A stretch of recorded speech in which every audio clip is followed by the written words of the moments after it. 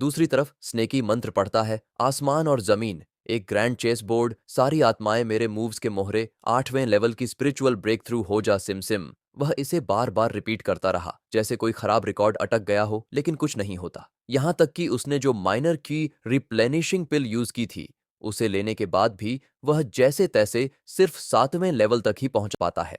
Frustrate होकर वह अपनी पहले से पकड़ी हुई मछली खाने लगता है। चाहे जितना भी ट्राई कर ले, 8वें लेवल तक ब्रेक थ्रू करना उसके लिए उतना ही नामुमकिन लग रहा था जितना किसी बिल्ली के लिए एल्जेब्रा सीखना। उसका ध्यान अचानक मैमथ लीडर की तरफ चला जाता है और उसे समझ आता है कि वह भी फाउंडेशन एस्टेब्लिशमेंट तक पहुंचने के लिए उतना ही ज्यादा पागल हो रहा है जितना कि वह लीडर मैन जिन। वह सिर खुजलाते हुए सोचता है कि क्या उस हाथी का नाम सच में मैन जिन था या कुछ और। एक अजीब सा ख्याल उसके दिमाग में आता है, अगर वह कभी फाउंडेशन एस्टेब्लिशमेंट तक पहुंच गया तो क्या वह हवा में उड़ पाएगा। यह सोचकर वह इतना एक्साइटेड हो जाता है कि बिना वजह ही स्माइल करने लगता है, लेकिन इससे पहले कि वह और ज्यादा बहक जाए, वह डिसाइड करता है कि इस बारे में बाद में डॉगी से पूछेगा। लेकिन जैसे ही वह गुफा की ओर मुड़ता है, एक जोरदार धमाका जमीन को हिला देता है। उसकी आंखें शौक से चौड़ी हो जाती हैं और उसके दिमाग में बस एक ही सवाल आता है, क्या अंदर वाले तीनों अभी भी जिंदा हैं।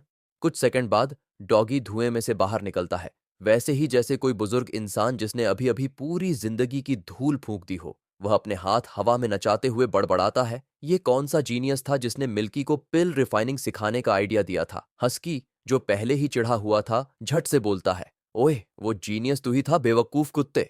डॉगी पहले कुछ सेकंड तक चुप रहता है, फिर वे कहते हैं, अच्छा हाँ, लेकिन मैं गलत तो नहीं था। उसकी स्पिरिचुअल रूट टॉप टियर है और वो सिंगल एट्रीब्यूट वाली है। फिर वह अपना माथा पकड़ लेता है, जैसे उसका दिमाग फटने वाला हो। लेकिन हम इतनी गलती कहां कर रहे हैं? मैं जितनी भी केयरफुली उसे गाइड करूं, फिर भी आखिर में ब्लास्ट ही होता है। सच्ची वो एक वॉकिंग टॉकिंग कॉल्ड्रन है जिसकी एक्सप्लोजन रेट 100% है। वह कराहता है और बताता है कि आज ये 5वां धमाका था और अगर ये चलता रहा तो जल्द ही गुफा ढह जाएगी। हस्की अचानक ऐसे एक्ट करता है जैसे उसे कुछ याद आ गया हो। ओह हाँ, वैसे एक बार उसने सक्सेसफुली बना भी लिया था। उसने मुझे एक पिल ट्राई करने के लिए भी दी थी। डॉगी के कान खड़े हो जाते हैं। क्या? और तू जिंदा बच गया? हस्की अपनी खुजलाते हुए कहता है, वेल, काइंडा।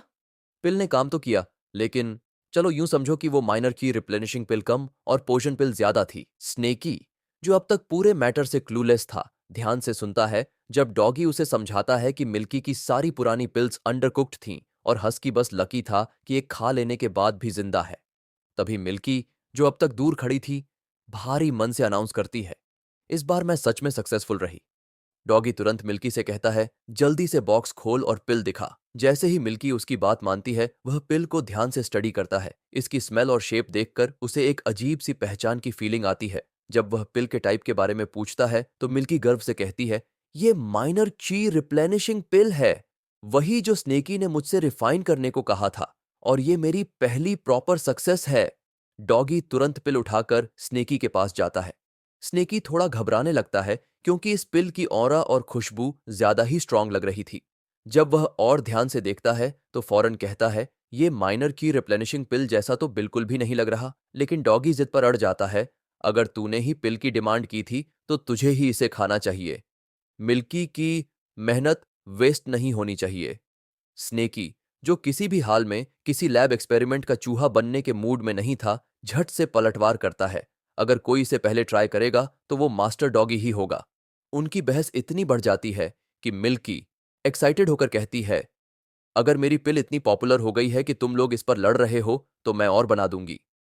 बस ये सुनते ही दोनों झगड़ना छोड़कर घबराए हुए कहते हैं, नहीं प्लीज, और मत बनाना। फिर दोनों एक दूसरे की ओर देखते हैं और समझ जाते हैं कि उनके पास अभी भी एक लास्ट चांस बचा है। स्नेकी तुरंत हस्की को पुकारता है, ओए हस्की, इधर आ। लेकिन जैसे ही वे कुछ कहने ही वाले होते हैं, वे देखते हैं कि हस्की पहले ही भाग चुका है। दूर से उसकी आवाज आती है, टैलेंटेड नहीं हूं, लेकिन इतना बेवकूफ भी नहीं कि इस जाल में फंस जाऊं। डॉगी एक लंबी सांस छोड़ता है और डिसाइड करता है कि किसी को फोर्स करने का कोई फायदा नहीं। इसके बजाय वह हस्की को ऑर्डर देता है, 2 डेमोनिक बीस्ट्स पकड़ कर ला। अब पिल टेस्ट करने का यही एक ऑप्शन बचा है। 1 घंटे बाद हस्की वापस लौटता है। उसके हाथ में एक बंदर है जो तीसरे लेवल की स्पिरिचुअल अवेयरनेस रखता है और एक मछली जो दूसरे लेवल पर है। डॉगी सेटिस्फाइड होकर कहता है, ये दोनों टेस्टिंग के लिए परफेक्ट हैं, फिर वह मछली को पिल की एक छोटी डोज खिलाता है। जैसे ही मछली इसे कंज्यूम करती है, अचानक उसमें से एनर्जी की एक जबरदस्त वेव निकलती है। सभी दंग रह जाते हैं जब मछली सीधे तीसरे लेवल तक ब्रेक थ्रू कर लेती है। लेकिन इससे भी बड़ा शौक तब लगता है जब मछली वहीं नहीं रुकती। वह चौथे लेवल तक कर जाती है और ऐसा लग रहा था कि वह यहीं भी नहीं रुकेगी। डॉगी पूरी तरह से हैरान होकर महसूस करता है कि यह पिल वाकई में कोई रिफाइनमेंट पिल थी, जैसे मिल्की ने कहा था। लेकिन स्नेकी अब भी अनईजी फील कर रहा था। अगर एक छोटी सी डोज का इतना जबरदस्त असर हुआ है, तो सोच अगर कोई पूरी पिल खा ले तो क्या होगा। उधर डॉगी पूरी तरह इंप्रेस हो चुका था। वह मिल्की की तारीफ करते हुए कहता है, तू सच में जीनियस है, इतनी स्ट्रांग पिल बना ली। मिल्की गर्व से चमकती हुई सोचती है, हाँ, मैं सच में एक जीनियस हूं। लेकिन तभी माहौल पूरी तरह बदल जाता है जब डॉगी को मछली में कुछ अजीब सा महसूस होता है। स्नेकी भी चौकन्ना हो जाता है। उसकी आंखें चौड़ी हो जाती हैं जब वह देखता है कि मछली अचानक पैर उगाकर दौड़ने लगती है। स्नेकी पूरी तरह कंफ्यूज होकर कहता है, क्या ये मछली इवॉल्व हो गई क्या? डॉगी तुरंत उसे करेक्ट करता है, ये एवोल्यूशन नहीं है बे, ये तो सीधा म्यूटेशन हो गया है और ये चीज अब डायरेक्टली एक मॉन्स्टर बन चुकी है। दोनों अब बंदर की तरफ मुड़े। कम से कम वो अभी भी वहीं बैठा था, पूरी तरह स्तब्ध। स्नेकी ने राहत की सांस ली। अच्छा हुआ, कम से कम बंदर इतना शॉक्ड है कि भाग नहीं रहा। लेकिन इससे पहले कि वह अपनी बात पूरी कर पाता, डॉगी ने उसे टोक दिया, जरा ध्यान से देख, बंदर बेहोश हो चुका है। अब पूरी तरह टेस्ट करने का फैसला लेते हुए डॉगी ने बंदर को बची हुई पूरी पिल खिला दी और उसे यह यकीन दिलाया कि इससे उसकी कल्टीवेशन जबरदस्त तरीके से बढ़ेगी। बेचारे बंदर के पास कोई चॉइस नहीं थी। उसने पिल निगल ली। कुछ ही सेकंड्स में उसके शरीर में अजीब हलचल शुरू हो गई और दर्द के मारे वह कराहने लगा। उसकी ऊर्जा अचानक इतनी तीव्र हो गई कि यह उनकी उम्मीदों से बहुत ज्यादा था। कुछ ही पलों में वह एक ऐसी ट्रांसफॉर्मेशन से गुजरा जो किसी भी सामान्य लॉजिक से परे थी। कुछ ही सेकंड्स बाद उसने धीरे धीरे उठना शुरू किया। लेकिन अब वह कोई बंदर नहीं था, वह एक इंसान बन चुका था। स्नेकी की आंखें लगभग बाहर निकल आईं।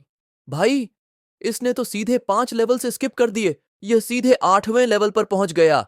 लेकिन डॉगी को इससे भी बड़ी समस्या दिख रही थी। उसकी छोड़, यह बंदर इंसान बन चुका है भाई। इससे पहले कि वे इस सिचुएशन को समझ पाते, बंदर अचानक जमीन पर गिर पड़ा, पूरी तरह मोशनलेस। कंफ्यूज होकर वे सोचने लगे कि आखिर हुआ क्या। तभी डॉगी का एक्सप्रेशन गंभीर हो गया और उसने धीरे से कहा, एनर्जी सर्ज इतना ज्यादा था कि यह की डिविएशन से मर गया। यह सुनकर स्नेकी पूरी तरह स्तब्ध रह गया। मिल्की को गिल्ट महसूस हुआ। उसने तुरंत माफी मांगी, मुझे नहीं पता था कि ऐसा होगा। लेकिन स्नेकी ने उसे शांत किया, कोई टेंशन मत ले, हम इसे खाने के लिए ही लाए थे। वैसे भी इसकी किस्मत पहले से ही तय थी। हालांकि डॉगी अब भी गहरे विचारों में डूबा हुआ था। उसे यकीन नहीं हो रहा था कि उसने हर स्टेप ठीक से फॉलो किया, फिर भी रिजल्ट इतना अजीब कैसे हो गया। लेकिन उससे भी ज्यादा परेशान करने वाली बात यह थी कि जिस तरह से बंदर मरा, वह उसे कुछ फेमिलियर लग रहा था। इसी बीच स्नेकी जैसे ही मिल्की के पास खड़ा हुआ, उसे एक अजीब सी गंध महसूस हुई। जब मिल्की ने पूछा कि क्या उससे कोई अजीब स्मेल आ रही है, स्नेकी ने उसे भरोसा दिलाया, नहीं, तुझसे तो सब ठीक लग रहा है, लेकिन कुछ गड़बड़ जरूर है। क्यूरियस होकर उसने पूछा, तू कौन सा कल्टीवेशन टेक्निक प्रैक्टिस कर रही है? मिल्की कुछ सेकंड सोचकर बोली, मैंने हेवनली डेविल आर्ट सीखी है। बस यह सुनते ही डॉगी की आंखें चौड़ी हो गईं। शिट! उसे अचानक याद आया कि उसने इस प्रॉब्लम को एड्रेस करना भूल ही गया था जब उसने मिल्की को इंटेलिजेंस दी थी। हेवनली डेविल आर्ट सिर्फ डेमोनिक फिएंड्स के शरीर के लिए बनी थी और मिल्की जैसी single attribute top tier spiritual root वाली स्पिरिट कभी भी इसे कल्टीवेट नहीं कर पाई थी। अलार्म होकर उसने तुरंत मिल्की को अपनी कल्टीवेशन टेक्निक एक्टिवेट करने को कहा और स्नेकी को पीछे हटने का आदेश दिया। उसे पूरा यकीन था कि कुछ अननेचुरल होने वाला है। जैसे ही मिल्की ने अपनी कल्टीवेशन शुरू की, एक मासिव एनर्जी सर्ज निकलने लगी जिससे डॉगी पूरी तरह शॉक्ड रह गया। हेवनली डेविल आर्ट उसकी वुड स्पिरिचुअल रूट के साथ पूरी तरह मर्ज हो चुकी थी, जिससे एक ऐसा ट्रू ची बना जो डॉगी ने पहले कभी नहीं देखा था। अब उसे समझ आया कि मिल्की की बनाई पिल्स इतनी ज्यादा ओवरपावर्ड क्यों थीं।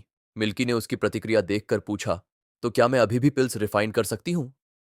लेकिन डॉगी ने तुरंत मना कर दिया, नहीं, तू बहुत टैलेंटेड है पिल रिफाइनिंग के लिए। पर स्नेकी इससे असहमत था। उसने मिल्की को एनकरेज किया, टेंशन मत ले, तू प्रैक्टिस करती रह, इस पागल कुत्ते की मत सुन। फिर उसने एक नया कॉल्ड्रन और कुछ इंग्रेडिएंट्स निकालकर कहा, मैं ये कुछ दिन पहले उठा लाया था, तू इनसे और पिल्स बनाना कंटिन्यू कर। यह सुनते ही डॉगी ने कहा, अगर तू इतना एक्साइटेड है कि मिल्की पिल बनाए तो हर एक पिल का टेस्ट तू करेगा। स्नेकी झट से बैकआउट कर गया। भाई, मैं बस उसे सपोर्ट कर रहा था, वॉलंटियर नहीं कर रहा था। फिर वे गुफा से बाहर निकले। रास्ते में डॉगी ने कैजुअली पूछा, वैसे स्नेकी, तुझे ज्यादा की रिप्लेनिशिंग पिल्स चाहिए क्या? स्नेकी एक्साइटेड होकर बोला, क्या इससे मैं फाउंडेशन रियलम तक पहुंच सकता हूं? डॉगी ने कंफर्म किया, संभावना तो है। स्नेकी और ज्यादा एक्साइटेड हो गया। क्या फिर मैं उड़ पाऊंगा? लेकिन डॉगी ने उसका सपना वहीं तोड़ दिया। भूल जा, फाउंडेशन एस्टैब्लिशमेंट रेल्म के बीस्ट्स उड़ते नहीं हैं। स्नेकी पूरा डिसअपॉइंटेड हो गया। फिर उसने पूछा, तो प्लान क्या है? डॉगी ने एक मैप निकाला और उसे दिखाते हुए कहा, हम पर्पल मिस्ट सेक्ट के पिल रिफाइनिंग हॉल को लूटने जा रहे हैं। फिर उसने मैप पर एक पॉइंट दिखाया, ये रहा पिल रिफाइनिंग रूम। स्नेकी ने सिर हिलाकर प्लान एक्सेप्ट किया और पूछा, कब करेंगे? डॉगी ने शैतानी मुस्कुराहट के साथ जवाब दिया, आज रात हम उनके पिल रिफाइनिंग हॉल को पूरी तरह खाली कर देंगे।